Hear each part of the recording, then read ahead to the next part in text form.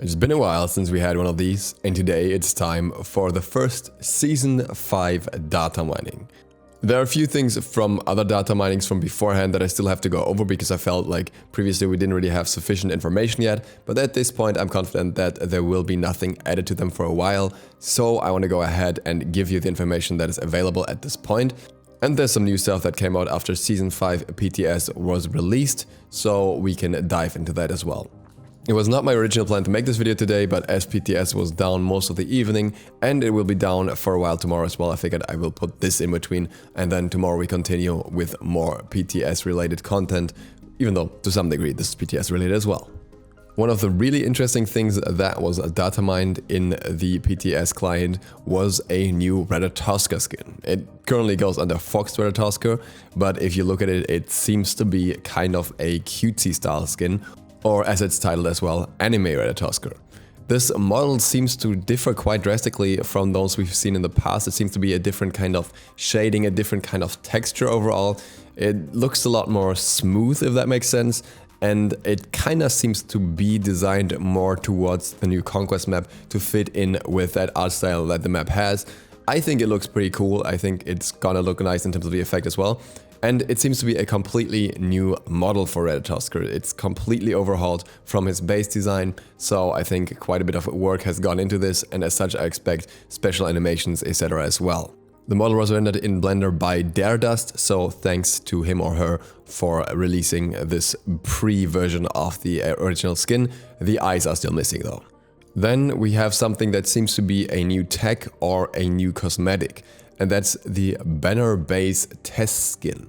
This has multiple different variations called Bundle Banner Ragnarok Chaos, Bundle Banner Ragnarok Fire Giant, and Bundle Banner Ragnarok Gold Fury. It also has a mention of one banner for each esports team.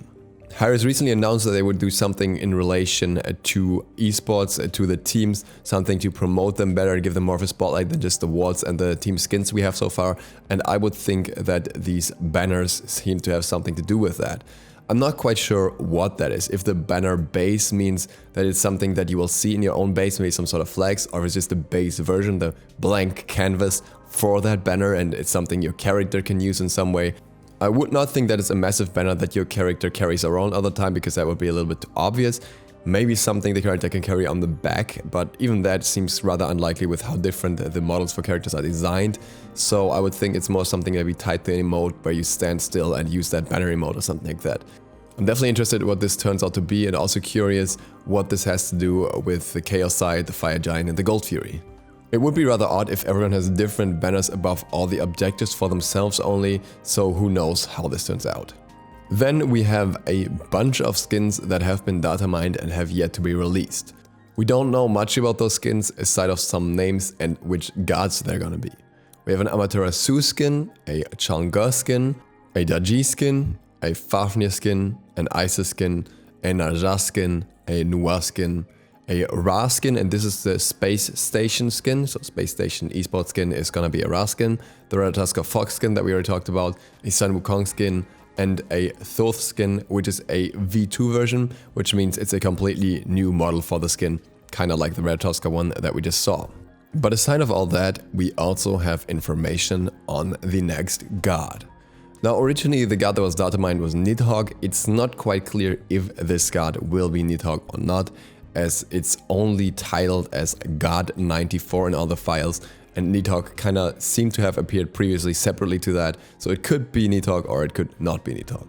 What we know is that this god will be released after Cerberus, and quite a few things about the kit. What's worth mentioning is that we're kind of overdue for an assassin release in terms of the timeline basically. Cerberus should have theoretically already been the assassin release and turned out to be a guardian, so it wouldn't be surprising if this character ends up being an assassin. Some of the abilities also kind of point in that direction.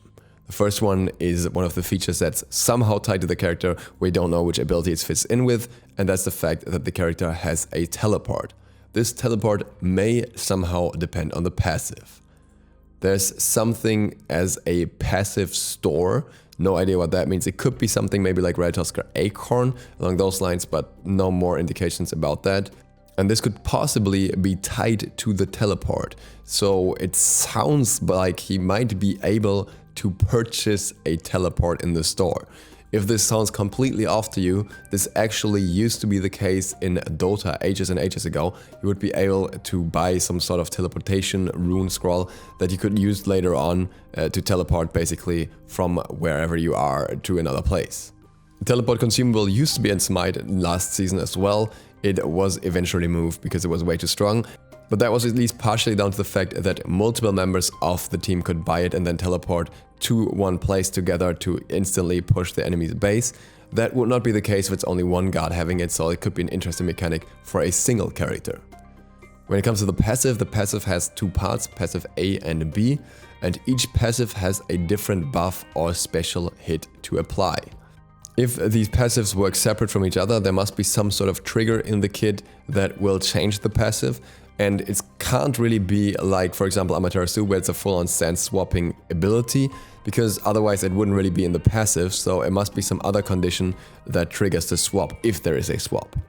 Ability 1 is deployable, and it's an explosion cylinder, whatever that may mean. Maybe it's something that you can place on the ground that explodes after a while, but really an explosion cylinder is so vague that it could be many things. We don't know anything about ability number 2 yet. We do know something about ability number 3. It is some sort of shooter, or maybe that's the name of the ability, and when you use the skill, you can still move while aiming it. But that isn't unusual in Smite at all, and many abilities have this function. Maybe this ability has multiple instances, and that's why it's worth mentioning. Regarding the 4th ability, most likely the ultimate, we actually have most of the information. It's a double charge skill, so maybe you can charge it up in various ways. It can refire and it has a total of 5 shots.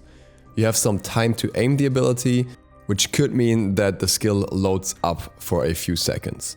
This kind of reminds me of Raijin a little bit, who has these multiple shots in his ultimate that he can fire after each other. Or look at another game, Irelia from League of Legends, where you can fire multiple blades in a certain time span if you use the ultimate. I will say that as much as it seems likely that this would be an assassin release from the schedule, all these abilities point towards some ranged character because they're ranged abilities, so it could easily be a hunter or a mage as well. Or maybe a ranged assassin, who knows. And then last but not least, we have information on the next adventure. The Datamining says Horde. Seems like this adventure is based around defending a card from Horde minions. There's also objectives during the game. It's confirmed that the monsters appear in waves. We actually have some more information on this from Hi-Res Expo, where it was said that this was something about Daji's 1000 minions or something like that. Basically, the main character of this mode will be Daji, and there will be some sort of wave attack thing, basically infinite waves attacking your objective, and you have to defend it as long as possible. We also have a long list of features for this mode.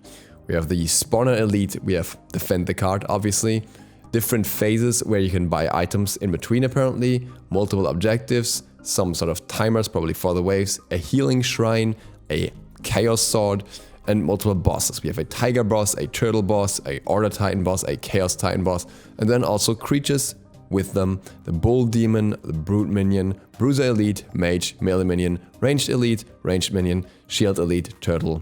And then we have various assets, and once again the mentioning of a card defense. I don't know how exactly the card plays into this, if the card is moving and you have to defend it, which would be likely with the scenario of going through different bosses, but it wouldn't really explain how the mode can be infinite, as if it was infinite then the rails would have to go on forever, unless it's somehow going in a circle and the bosses just get stronger over time. It seems like the adventure mode isn't too far away anymore, as we can already basically select it on PTS and a custom. You can't actually play it, but it seems to be there already. At the same time, I think there will be at least one extra patch between the new Conquest map release and another adventure mode, because I think a lot of resources are going to go into the Conquest map first and make sure that it's all polished and that all the players are at least testing that for a while. That's it for the info we currently have. Thanks to Smite Datamining for allowing me to use this info. If you're new to the channel, feel free to click the sub button and maybe the bell. It really helps me out. See you for the next one tomorrow. DukeSloth out. So I actually figured out my demonetization issue, and it was my outro. As such, feel free to click any of the links around here right now. There will be new outro music as soon as I find something nice. Until then, as you guys requested, I will do the outro music myself.